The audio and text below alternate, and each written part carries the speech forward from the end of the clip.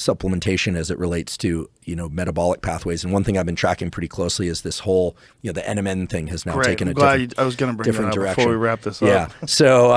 Yeah. So let's explain NMN for people. It's a precursor for NAD+.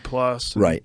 So NAD is critical to energy production in all cells, vital. And levels of NAD tend to go down as we age. It's an absolute requirement for cellular health and life. You need it. Some years ago, as David Sinclair came on this podcast and discussed that his laboratory is a tenured professor of genetics, Harvard Medical School, and other laboratories are starting to explore stimulating the NAD pathway as a tool for extending lifespan in mice. And that there were already some data from yeast. There are now some clinical trials in humans. You can't just take NAD, or you can, but it doesn't get into cells very easily. Here I'm painting with a broad brush. But there are basically two ways that you can tickle this pathway, increase NAD. One is to take NMN, right? Some people will try different B vitamins, but NMN, which the idea is that it gets into cells and is converted into NAD. Some people are more proponents of taking NR. Okay, and the end product is thought to be the same. However, there's a lot of controversy about whether or not NAD or NR are better. NR is what was initially sold under the brand name Elysium, with a unbelievable cast of scientific advisors, Nobel Prize winners. This is a very East Coast oriented thing, but a colleague of mine right downstairs from me at Stanford School of Medicine who has a Nobel Prize for discovering the structure of RNA, Roger Kornberg. His daddy discovered RNA, Arthur Kornberg. There was literally an ad of him holding a True Niagen bottle like this, and it's like, okay, I started paying attention to this. NR and NMN are taken in oral form in capsules. Some people are giving NAD infusions out there. This is a more expensive boutique thing. But after David started talking about NMN, a lot of people, including myself, started experimenting with it. Now, just to take a step back, I know a lot of people out there are like, if there isn't a double-blind, placebo-controlled trial, random trial, then why would you ever take something? And then there are a lot of people like David or me or a lot of people out there who think, well, if there are some mouse data or something safe, why wouldn't I try, right? Because when it comes to longevity, nobody wants to be in the control group. Right? Yeah, right. I mean, it's like, so this is a highly contentious field.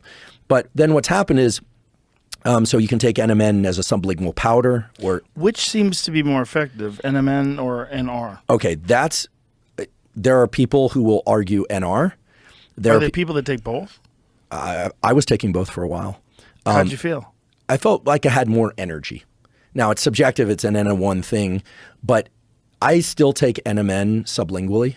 I take a pretty high dose. So the recommendation was anywhere from 500 milligrams to about a gram and a half. When you say sublingually, are you take a powder, put it under my tongue. No, how are you getting this powder? So should I tell you how it was banned and how I'm still getting it? Or I was buying it. You could buy it from Renew by Science.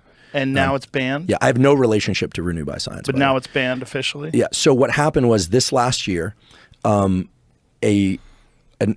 was sent to the FDA. There's a company called Metro International Biotech, sometimes just referred to as Metro Biotech.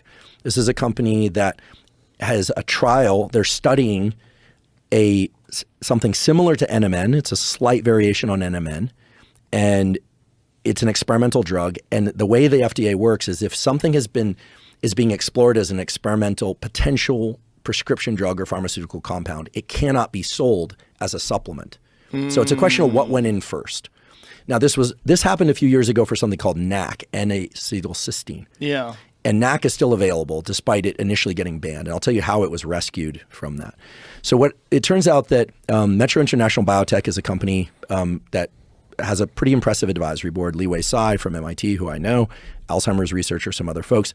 David Sinclair is part of the company. It's either his company or he's certainly on the head of the advisory board or on the advisory board. That's what the website says. So there are a lot of people that are a bit inflamed, if you will, because this thing was popularized through the discussion of NMN and its potential virtues. And then now the FDA sent out a ruling early this year that supplement companies cannot sell it. Many supplement companies responded to that and said, okay, we won't sell it. Other companies, such as Renew by Science, we'll see what happens after this podcast, have continued to sell it. If you go on there this morning, you could buy NMN. So the FDA. I want to buy some before this podcast hits the air. Yeah, I have a boatload. I'll give you some too, and it's clean. Yeah, so the bags of it are the best way to go because you can buy it in pretty high volume, and the bags are canisters. And I personally take, because I'll tell you the results that I experienced, which I really liked. I take about 2 grams per morning under my tongue.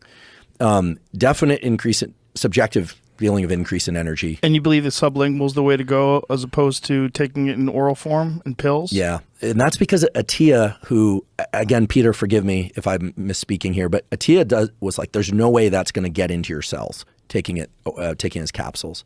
And I said, what about sublingually? He's like, I just don't see how it could happen. And but it's been proven that it gets in through IV. Right. It gets in through IV. And there are also electrophoretic patches, some NAD patches. Oh. I managed to stock up on those. I can send you some of those. I have a huge cache of those. Patches? So this is a patch you put on, and it's slow release of NAD. Yeah, it's got 2 electrodes, and you just put it. Boy. Yeah, it's good stuff. That's some robot shit. So Lex Friedman, who takes no supplements.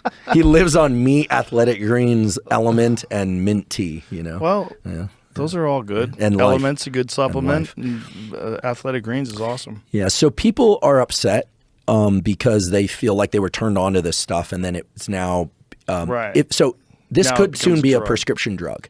Now, keep in mind that the resveratrol thing was similar in the sense that there was a variation on resveratrol that was patented and sold to a company, and that sort of didn't pan out or is still a work in progress, and you can still buy resveratrol. It's not a problem because it was different enough. So the FDA decided to let NAC stay on the market because many, many people wrote letters to the FDA saying, this is ridiculous, this is of value, and it was out as a supplement. You can't do this. What's the benefits of NAC? NAC is, again, in these metabolic pathways for metabolic health. This isn't my area of expertise, so I don't want to talk out of turn here. I don't know the specific details of why people are taking it. I don't take that. So part of the reason I think it's healthy to have this conversation is to understand how this stuff happens. NMN could soon be a prescription drug that you can only get with a prescription. And then I think Metro International Biotech will likely hold the patent. If people are interested in certain compounds remaining on market, they should definitely write to the FDA. The FDA, as much as that's a mysterious, big stone block kind of company, very opaque to us, I think they listen when things happen in large volume. And so I'm certainly going to write letters. And I think that keeping NMN on the market as a supplement would be wonderful.